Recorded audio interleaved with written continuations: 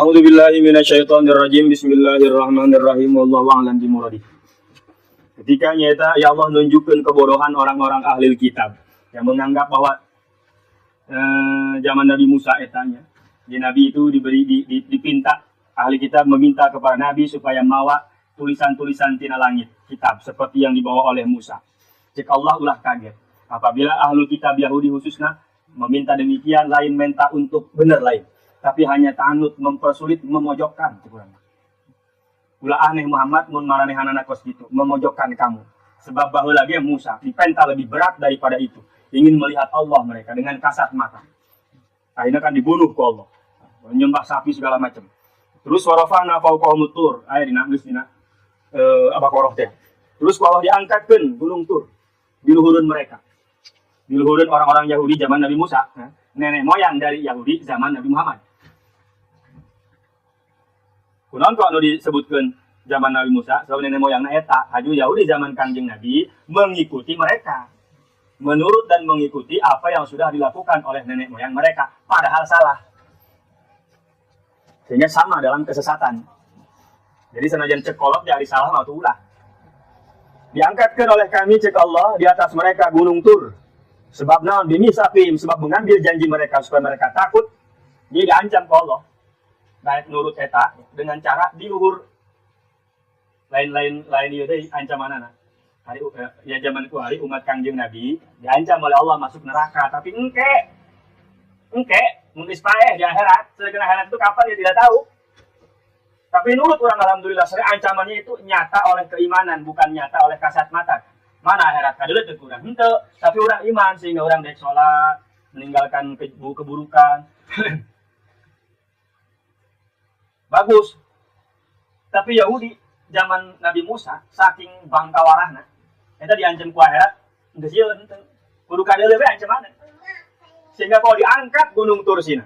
Tah sia, geran nurut ka aing cek urang mah kitu. Mun teu nurut tah di luhur aya naon? Aya gunung ngapung. Hayo hayang nyawana sia teu nurut raga dia gunung. Kudu dikitukeun bae. Saking parahna. Eta Yahudi Bani Israil zaman Nabi Musa. Farak baluhu, karatnya daek narima omongan Nabi Musa, ajaran Nabi Musa, kudu dikitukeun heula. Diancam dan ancamannya itu harus kelihatan. Eta orang-orang Yahudi. Wa qulna lahum, kami ngomong cek Allah, wa huwa muzillun alaihim, bari luhurna aya gunung tah, tinggal diragageun doang. Bari ngomong cek Allah, udkhulul baba sujada, firman Allah. Masuklah ke pintu gerbang Baitul Maqdis sujud dan bari masuk dengan cara merendahkan hati. Bari disebutkan dalam surat Baqarah ya. Hittatun nagfir lakum gitu kan. Masuk bari mengucapkan pengampunan kepada Allah, rendahan hati. Kan yana eta mencari bumi yang dijanjikan Baitul Maqdis ya 40 tahun teka panggih muter-muter bae di dinya. Gara-gara naon ieu gara-gara loba kesalahan cek Allah. Kudu daek nurut ka Nabi, kudu kieu. Kata ge HSP nurut sehingga diancam bakal katimpah ku gunung Tursina, nu gunung Tursina geus aya di luhur. Lebih perlu dikitukeun. Karak daek nurut saking kuharan. Masuklah ke Baitul Muqaddas sambil sujud menghormat maksudnya, merendahkan hati. Tapi nyana kan lain. Kalah bari ngesot disebutkeun dina surat ayat nu sajen tiang. Karena ngomong lagi lain hittatun nakir lakum tapi hittatun fi sya'ratin gitu kan. Tidak nurut. Wa qulna lahum la ta'du eta baheula saat zaman Nabi Musa, zaman Nabi Daud. Zaman Nabi Daud cek Nabi Daud la ta'du fi sabti. Nenek moyang mereka zaman Nabi Daud ulah cek Nabi Daud ulahnya eta melewat batas pada hari Sabtu. Hari Sabtu itu diistimewakan untuk ibadah Sabat disebutna. Kalau urang lewat poe Jumat, main nama poe Sabtu.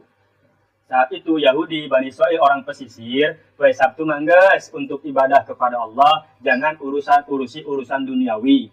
Di antara urusan maranehna adalah naon penghasilan mata pencaharianna adalah nelayan, mengambil ikan di laut. Cek Nabi Daud, ulah poe Sabtu mah. Kalah di langgar.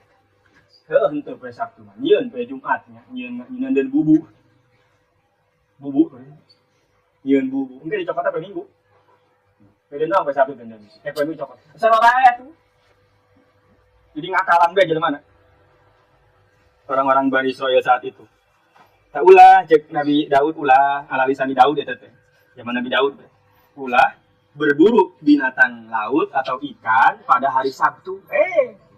Melanggar. Wa khadna mitsaqan ghaliz wa khadna minhum mitsaqan ghaliz. Kami mengambil janji yang berat kepada orang-orang Bani Israel. Tapi fanakoduhu dilanggar janji nake ya. Macam-macam lah. Geus nyembah anak sapi. Geus nyaeta eta teh asa ngaranna udkhulul baba sujadah tidak dilakukan. Terus ulah nyaeta mancing atau ngambil ikan hari Sabtu dilanggar oge. Tapi kan jadi monyet ya. Dikutuk. Jadi eta sakitu janji-janji itu berat. Bahkan diancam segala ketika janji nage. Begitu enggeusna tetap baik fanakoduhu bahkan dilanggar janji tersebut. Kata karakter orang-orang Bani Israel. Mawat maneh cek. Diancam heula ku pedang nurut dae. Pedang nanggeus mah iya tentu. Sehingga fabima naqdihim mitsaqahum.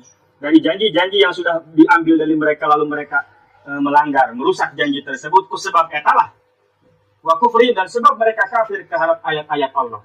Wa qatlihimul anbiya sebab mereka membunuh para nabi-nabi mereka. Loba nabi dibunuh ke orang-orang Yahudi.